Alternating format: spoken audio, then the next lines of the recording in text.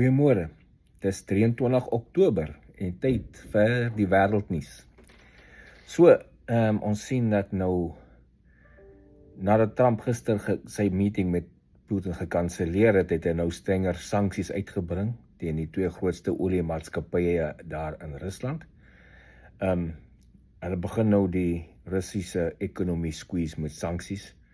Hopelik is dit 'n incentive vir Trump, vir Putin om die oorlog te stop, want sy inkomste kan minder raak.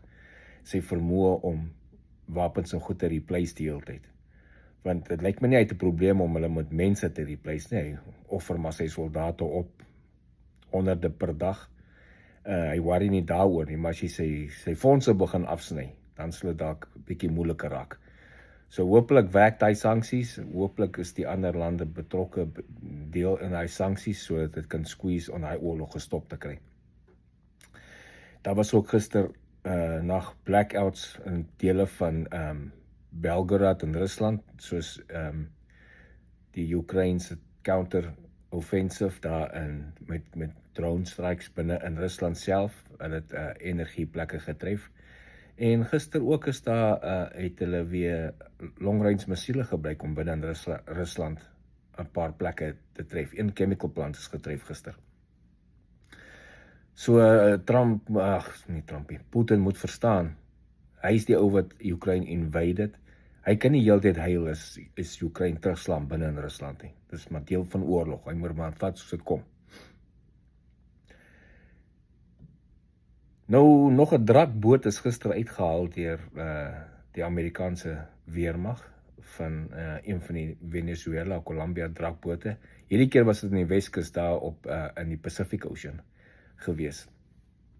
En hierdie tipe ding gaan voortgaan. Trump het gister aangekondig dat die oorlog gaan nou skuif, nie net van die bote, maar on land as well. So, daar gaan nou strikes op die facilities wees waar hierdie draklords hulle drugs maak.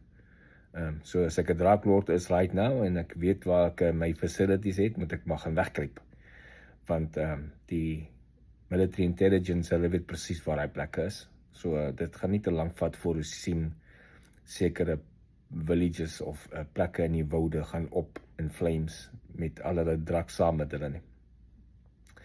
En dan sal nou wragtig mense van, jy weet, anti-westerse mense wat hierdie dinge sê dis nie reg nie. Jy kan nie die mense stryk nie, jy kan nie die drakbote stryk nie. Ek kan nie glo daai mense sal opkom vir flippin draklords nie. Maar nou ja, as jy anti-westers is en soms alles wat die weste doen is mos verkeerd. Maak jy saak al stop hulle drugs wat na jou eie land toe kom ook. En jou kinders kan doodmaak of weet drug addicts maak. So hierdie ene nou dieselfde met die ouens wat sê die drakboots Kammerstag net visserbote is wat deur Trump uitgehaal word, is mos alles nog met Trump te doen. En nou wil ek vir daai ouens vra, van wanneer af het 'n visserman of 'n sivie 'n duikboot om mee vis te vang? Want een van die bote wat uitgehaal was 'n duikboot, vol drugs. En dan van wanneer af is 'n visserboot 'n skieboot wat 35 plus knots high speed op die see rondry, met geen tekens van enige visstokke of enige visgryp agterop nie. Net daar gaan die ding met 'n helse spoed. Maar dis nou Kammerstag visserbote en jy moet hulle nie uitskiet nie. So ek verstaan nie hoe werk hierdie anti-westerse mense se koppe nou, net omdat ons die drakbote uithaal. Nou is dit Kammerstag vissermanne, net ek weet nie hoekom die mense op vir die draklords nie. Hulle moet maar vir hulle kry. Daar's 'n oorlog verklaar. Hulle is verklaar as terroriste organisasies. Nou moet hulle maar vir hulle kry. Dan Noord-Korea het geclaim gister dat hulle 'n hypersonic missiel geskiet het, getoets het. En hy het baie goed gewerk, sê hulle, het sy teiken 100% getref na so 250 km of so.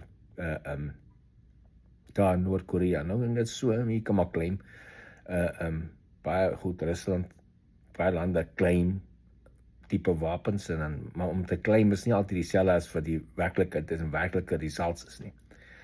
Maar nou ja, Noord-Korea is besig om missiele te bou, extras. Hulle probeer soveel bou dat hulle Suid-Korea wil aanval, dat hulle sy lugafweerstelsels kan overwhelm met te veel missiele en goeders.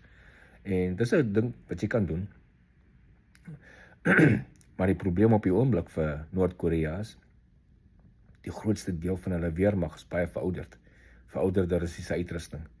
So as hulle besluit om Suid-Korea te invade, soos wat al gepraat het, hulle wil doen, waar daar 'n groot Amerikaanse basis is en ook Suid-Koreaanse basis en so aan. Hulle moet onthou, dis nie meer 1950 nie. In 1950, toe die Koreaanse oorlog aan die gang was, kon jy met 1 miljoen man met gewere oor die grens stuur, jy weet, 'n groot skade aanrig teen die ander land. Maar vandag as jy 1 miljoen man met gewere oor 'n grens stuur, met vandagse tegnologie, moet jy ook vir jou 1 miljoen bodybags reg hê.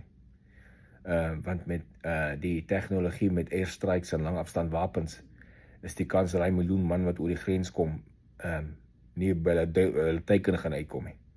So as jy nie die volledige harde ware het wat jy kan support nie, gaan jou 1 miljoen man regtig nie baie beteken nie. En daai harde ware wat ek van praat wat support is langafstand. As ek my man oorstuur, moet ek goed hê wat jou vliegtye en goed keer dat hulle nie my manne kan uithaal nie. En as jy dit het, dan gaan jy die oorlog verloor. Jy moet eers superiority wen altyd die oorlog in die moderne tye. Daar's baie min kans dat jy in moderne tye oorlog kan wen sonder eers superiority.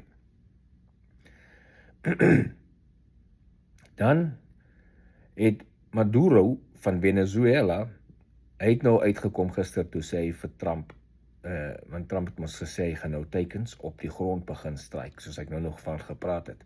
Toe kom Maduro uit en sê vir hom, wel, hy het nou duisende lugafweer missielstelsels en goed van die Russe gekry. So hy daag Trump uit om te kom. Nou, dit is fyn, jy kan die goed hê.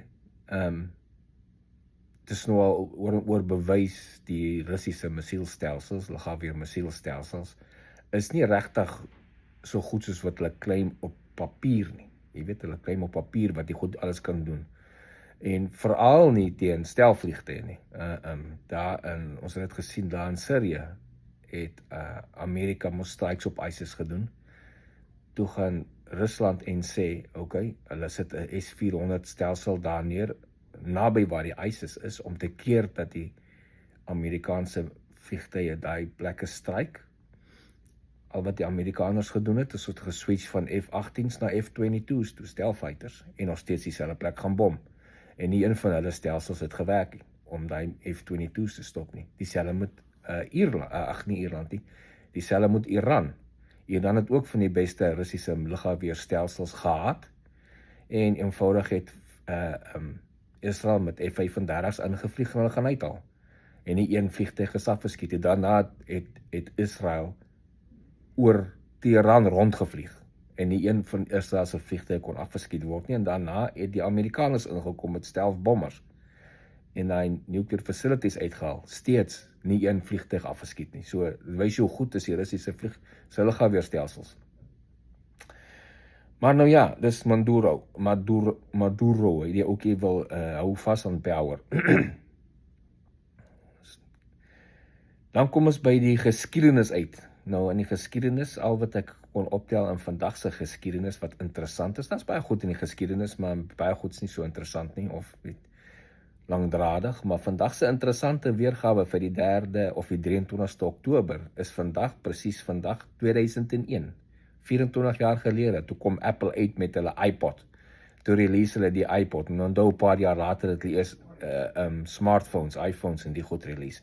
Maar die iPod het uitgekom, en skielik het die mense nou nie meer 'n Walkman gehad. Jy weet, toe jy die Walkman wat jy op jou belt sit, met die tape recordertjie in het, die kleintjie, wat jy inklip op jou belt en jou earpiece, en luister jy die Walkman.